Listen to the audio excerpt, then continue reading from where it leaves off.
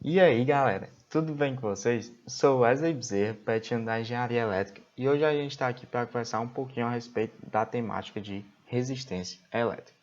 Bom, galera, o que vem a ser essa resistência elétrica?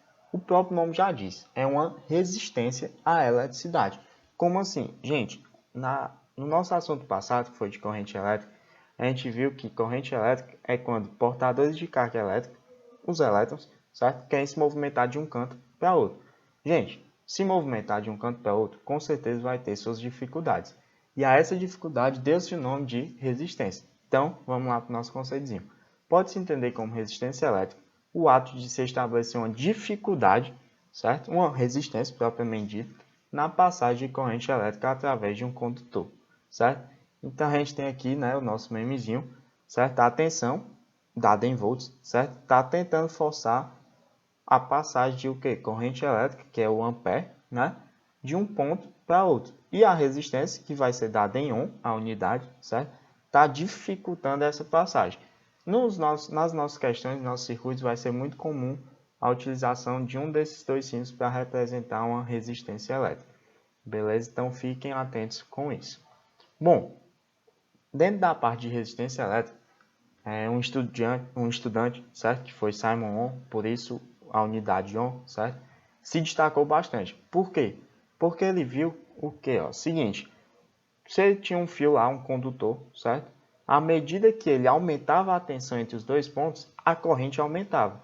É fato, né, galera? Se a tensão me possibilita mudar os elétrons de um canto para o outro, quanto mais tensão eu aplicar, quanto mais força nos elétrons eu aplicar, a gente pode entender assim, certo? Mais fácil vai ser eles irem de um canto para outro. Aí, ó, o que é que ele percebeu? Aumentando a tensão, aumentava também a corrente, numa mesma proporção, quando o meu resistor é dito ôhmico, certo? Então, ele, vamos dizer, elaborou a primeira lei de Ohm, né? Que a gente conhece como sendo a tal do Uri, né? Que aqui a gente vai apresentar como V, que é justamente o quê? A intensidade de corrente elétrica que passa por um condutor é diretamente proporcional à tensão, certo? Ou seja, a diferença de potencial entre os pontos. Galera, se tensão é proporcional à corrente, como é que eu transformo uma proporcionalidade numa igualdade? Multiplico por uma constante. Nesse caso, a constante, obviamente, foi quem? A resistência. Por que, Wesley? Porque se a resistência aumenta, para uma mesma diferença de potencial, para uma mesma força, vamos supor que eu queira empurrar um bloco, certo? Se eu aplicar 200 newtons nesse bloco e ele pesar, vamos supor, 50 quilos, certo? Eu vou ter uma resistência dessa massa de 50 quilos. Se a massa dele aumentar, vamos supor, 100 quilos, certo? Agora, ou seja, ele multiplicou por 2 a resistência dele, com certeza ele vai se movimentar menos se eu aplicar os mesmos 200 newtons. Aqui o pensamento é igual. Para uma mesma diferença de potencial, para uma mesma tensão, se eu aumentar a minha resistência, a minha corrente obviamente vai diminuir. A mesma coisa seria o contrário. Se eu diminuir a resistência, minha corrente aumenta. Então, ele viu essa relação entre resistência, corrente e tensão, que é a regra do Uri, né? Que é que a gente usa V para manter, vamos assim dizer, nossa identidade, né? Que a gente está usando V desde sempre, então vamos continuar. Beleza? Então, ó, unidade de resistência. Olha, resistência é tensão sobre corrente. Tensão volt, corrente ampere. A essa unidade, volt sobre ampere, que é esse ômegazinho aqui, deu-se o nome de Ohm em homenagem ao Simon Ohm, obviamente. Certo? Só que tem um detalhe, certo? Existem resistores que a resistência varia com a temperatura, vamos assim dizer, que tem uma resistência variável. A esses resistores, certo? Variando com a temperatura, dá-se o nome de resistor não ôhmico, certo? Já quando o resistor é ôhmico, tem uma relação linear entre tensão e corrente, certo? É constante essa relação. Se eu multiplico a tensão por 2, a corrente multiplica por 2. Se eu multiplicar a tensão por 4, a corrente multiplica por 4. Quando isso acontece, é um resistor ôhmico, certo? Então, vamos lá. Segunda lei. Galera, vamos pensar aqui como sendo uma mangueira, beleza? Um condutor como sendo uma mangueira. Se eu tenho uma mangueira muito grande, certo? Uma mangueira muito comprida, é muito mais difícil que a água chegue da torneira para o local onde eu estou, aplicando o jato d'água, se essa mangueira fosse menor, certo? Então, quanto maior a distância entre o ponto de aplicação e o ponto que eu quero utilizar, certo? Mais difícil vai ser para o meu jato d'água chegar. Fazendo analogia com a corrente, se o comprimento do meu condutor é muito grande, vai ser muito mais difícil, certo? Então, a dificuldade a gente chama de resistência, lembrando. Então, se eu tenho um comprimento muito grande, a minha resistência é maior, beleza? Agora, se a área de seção do meu condutor for muito grande, vamos lembrar a mangueira, certo? Se eu tenho uma mangueira muito grossa, vamos assim dizer, passa muito mais água, certo? Do que se fosse uma mangueira com abertura muito pequena, certo? Passaria menos água. Então, quanto maior for, vamos assim dizer, a espessura da mangueira, certo? Mais fácil vai ser de passar água, ou seja, a dificuldade diminuiu. Então, quando eu aumento o comprimento, a dificuldade aumenta. Quando eu aumento a área, a dificuldade diminui. Trazendo para a corrente elétrica, para a resistência, vamos dizer, a resistência de um condutor é o que? Inversamente proporcional à área, porque a resistência diminui com a área, e é diretamente proporcional ao comprimento, porque ela aumenta com o comprimento. E aí a nossa constante de proporcionalidade é esse ρzinho, que é a resistividade que só depende do material. Então essas são as duas leis de Ohm, certo, galera? Tensão é igual a resistência vezes corrente, e resistência é diretamente proporcional ao comprimento, inversamente proporcional à área, tendo como constante de proporcionalidade a minha resistividade. Bom, galera, voltando para o assunto de potência elétrica, na nossa aula passada a gente viu que potência é dado pelo produto de corrente vezes tensão. Só que agora a gente tem o conhecimento da nossa primeira lei de Ohm, certo? Então, pela lei de Ohm a gente sabe que tensão é igual a resistência vezes corrente. Isolando corrente, corrente é o que? Tensão sobre resistência. A gente pode substituir isso aqui na nossa expressão de potência. Potência é igual a corrente vezes tensão. Só que corrente é o que? Tensão sobre resistência. Substituindo corrente por tensão sobre resistência, eu vou ter tensão vezes tensão sobre resistência. Tensão vezes tensão é tensão ao quadrado. Então, essa é uma outra expressão para a potência elétrica. Beleza, galera? Só que potência, certo? Se eu substituir, em vez de I, eu substituir o V por RI, certo? Eu vou ter o quê?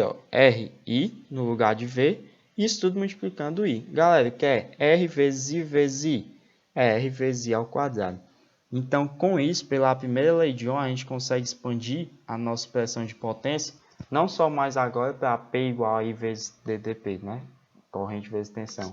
Mas agora também a gente tem corrente, tensão ao quadrado sobre resistência, e também tem resistência vezes corrente ao quadrado. Vai depender da aplicação no momento. A gente vai poder utilizar qualquer uma dessas três expressões. Então, fiquem ligados quanto a isso. Bom, associação de resistência, associação de resistores. Temos basicamente dois tipos, associação e série. Galera, a gente diz que dois ou mais resistores estão em série quando a corrente que passa por um deles, pelo menos, é a mesma corrente que passa por todos eles. Ou seja, todos eles estão recebendo a mesma corrente, beleza? Ou seja, é a mesma corrente que passa por todos eles.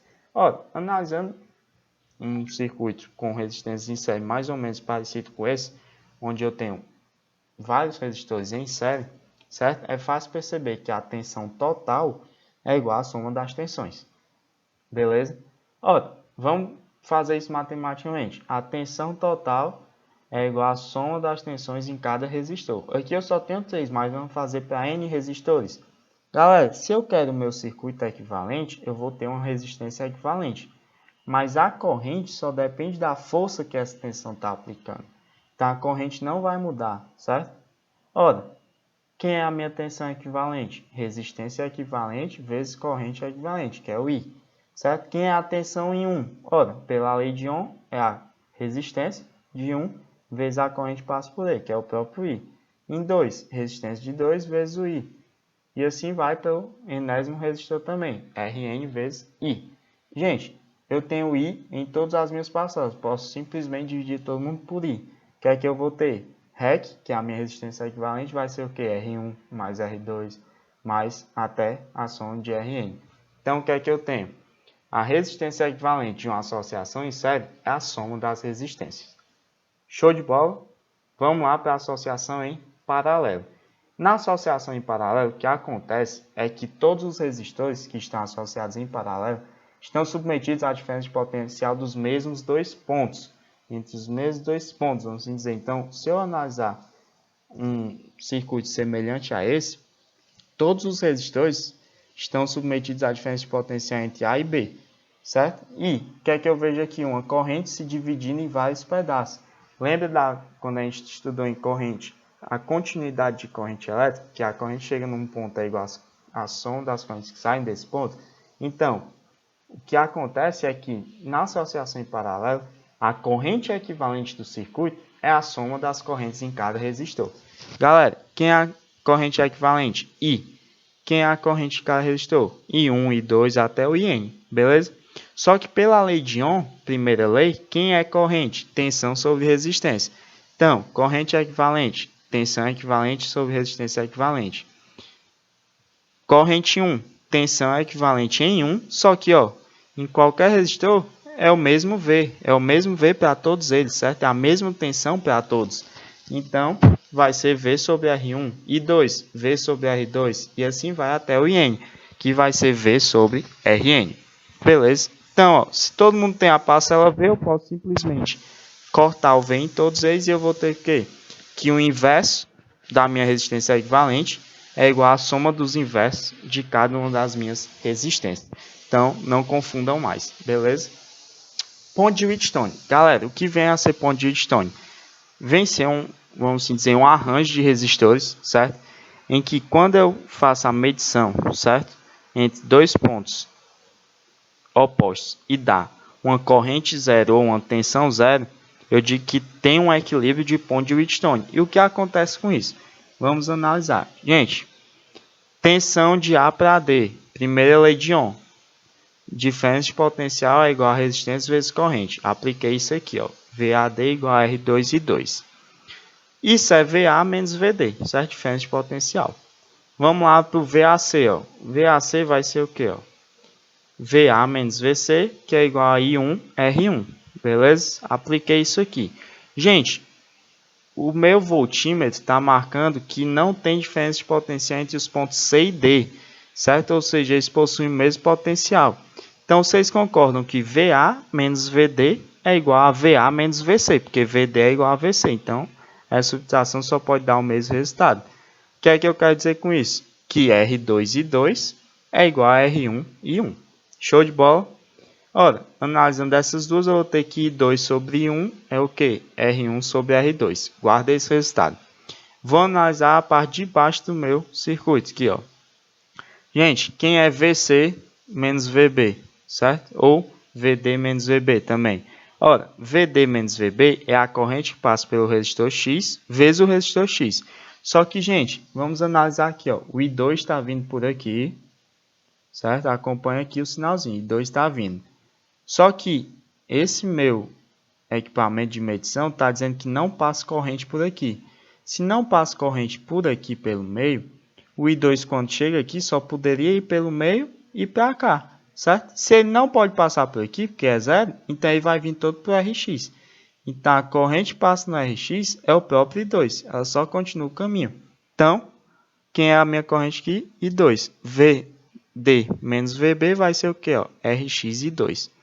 Em VCB, acompanha o I1 agora. O I1 vem pelo resistor 1, chega aqui, ou se divide para cá, para o meio, e para cá, né, no R3. Só que no meio não tem corrente, então vai vir todo para cá. Então, VC menos VB vai ser quem? R3 vezes o I1, já que ele vem todo para cá. Beleza? Então, tem um encontro bem aqui no ponto B de quem? De I1 com I2. De fato, né, galera? Se nesse ponto aqui, chega I1 e I2, tem que sair I1 e I2 aqui. Beleza? Então, vamos acompanhar aqui, VD menos VB é igual a Rx e 2 e VC menos VB é igual a R3 e 1. Beleza? Ora, se VD e VC têm o mesmo potencial, VD menos VB é igual a VC menos VB. O resultado é o mesmo, já que VD e VC são iguais. Então, o que é que eu tenho com isso? Que Rx e 2 igual a R3 e 1. Show? Ora, faz a mesma relação de 2 sobre 1. Aqui eu percebo que 2 sobre 1 é igual a R3 sobre Rx. Guarda esse resultado. Galera, e 2 sobre 1, não importa a forma como eu escrevo. Tem que ser igual, sempre. Porque a divisão entre dois números sempre dá o mesmo resultado, certo? Se os números são os mesmos. Então, e 2 sobre 1 nesse primeiro resultado tem que ser igual a I2 sobre 1 nesse segundo resultado. Ou seja, R1 sobre R2 igual a R3 sobre Rx. Fazendo meio pelos extremos, eu tenho o que? R1 Rx igual a R2 R3.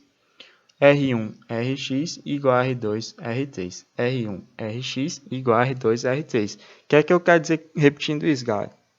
Quando eu tenho uma ponte de Wheatstone, que é essa configuração, em equilíbrio, certo? O produto dos resistores opostos é igual. Então, esse resistor que está oposto a esse, certo? O produto deles dois é igual ao produto desses dois resistores que estão opostos também. Então, R1, Rx igual a R2, R3. Isso é o que a gente chama de ponte de Wheatstone. Show de bola, galera? Então, ó, com isso a gente finaliza a nossa teoria de resistência elétrica. Agradeço demais a atenção de vocês. Espero que vocês tenham todos vocês tenham ótimos estudos, certo? A gente se vê numa próxima oportunidade e valeu!